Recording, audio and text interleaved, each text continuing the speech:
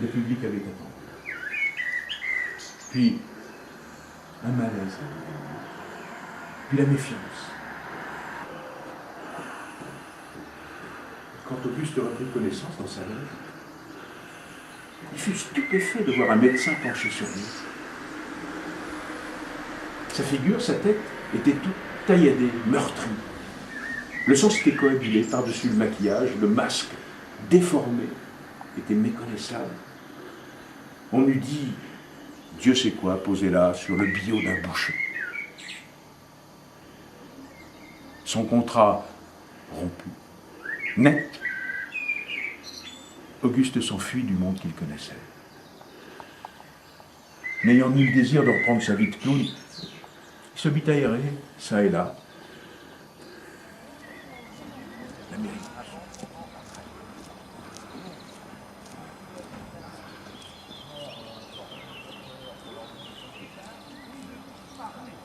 T'as vu tous les sacs de ballons qu'il y a?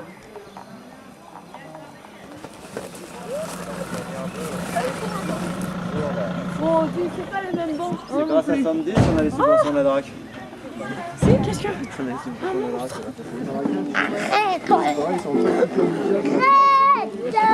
Ouais, tu vois tout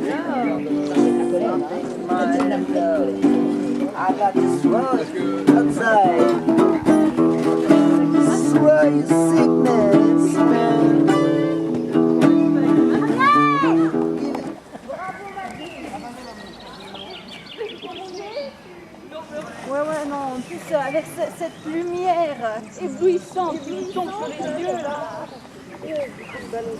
Ça se passe bien au canal? Oui, Patrice, ça va très bien. Très bien, on a remis les banderoles, tout va bien. Ouais. Allez, bon, je vais les aider.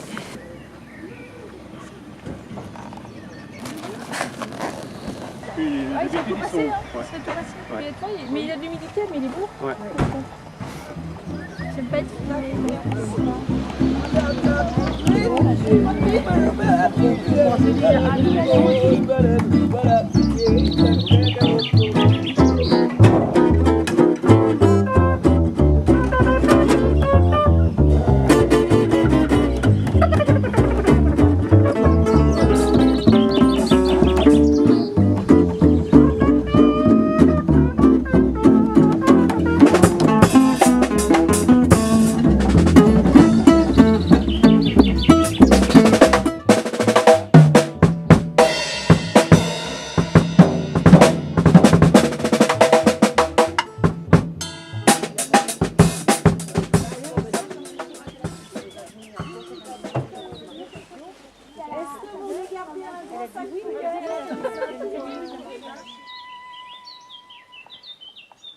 Allez.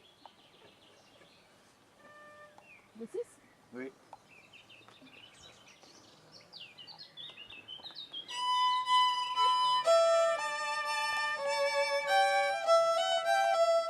Complètement balle. Attends, on commence à se réagir. Je vais me réchauffer.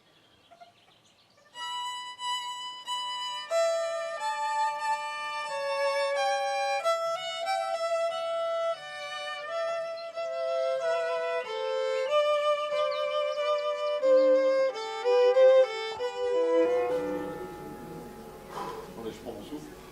Déjà souffler avant de commencer, ça va être bien. On a un bouquet de fleurs, les filles. Tu t'es fait tamponner hein? Tu t'es fait tamponner? Oui, oui.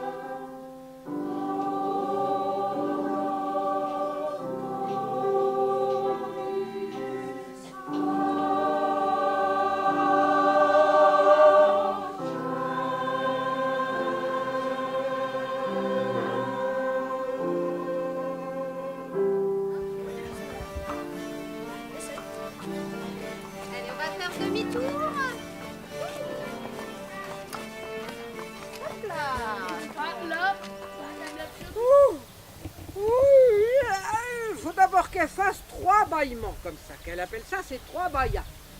Alors les vlacs arrivent autour de minuit comme ça et autour de la maison de la vieille qu'elle fait qui tourne.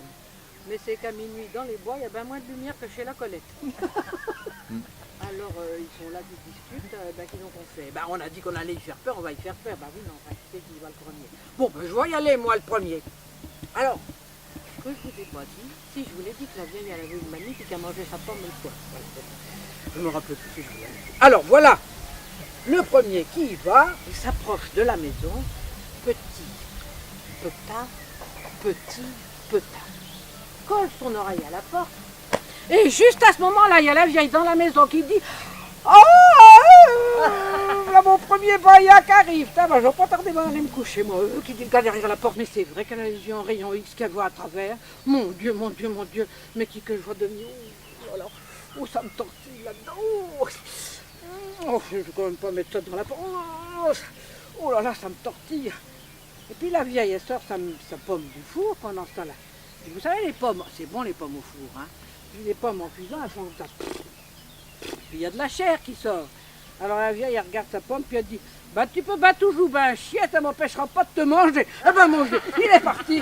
Puis ils sont plus jamais revenus parce que qui c'est qui avait eu peur? C'était pas elle, mais c'était pas eux. Voilà ce qu'on a, nous, à vivre. Crénal.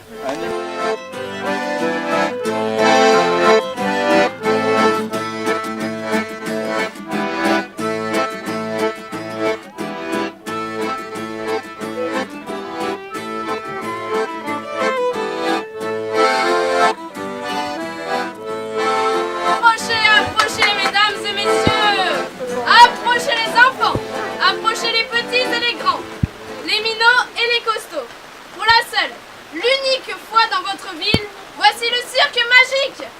Ici, pas de zéro, pas de mauvais numéro, rien que du nouveau, du jamais vu, de l'inconnu. Approchez, approchez, il reste encore quelques billets, des places de choix dans les gradins, mais aussi quelques strapontins. Entrez, monsieur, entrez, ma petite dame, et vous découvrirez dans chaque boîte pas seulement des clowns et des acrobates, ce que l'on voit à chaque spectacle, mais surtout les numéros dont vous avez toujours rêvé et ceux que vous n'avez jamais osé imaginer. Quand la boîte s'est ouverte, une rumeur a parcouru l'assemblée. Immédiatement, les parents ont caché les yeux des plus jeunes enfants, tandis que les plus grands rougissaient de la tête aux pieds.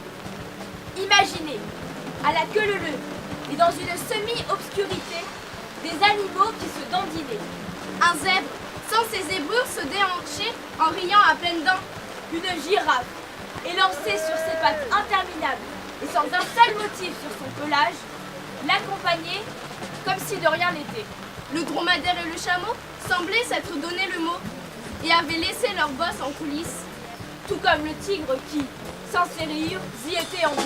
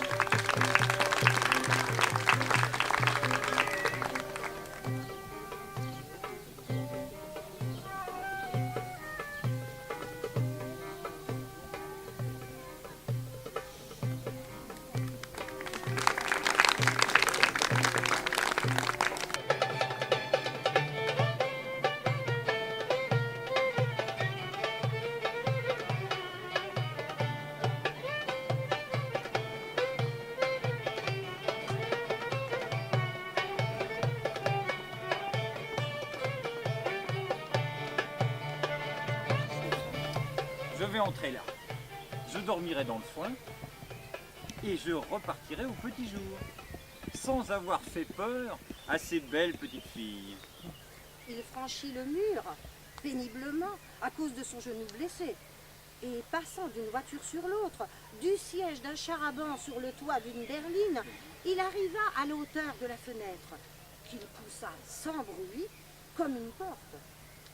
Il ne se trouvait pas dans un grenier à foin, mais dans une vaste pièce au plafond bas, qui devait être une chambre à coucher. On distinguait dans la demi-obscurité du soir d'hiver que la table, la cheminée et même les fauteuils étaient chargés de grands vases, d'objets de prix, d'armes anciennes. Ouais.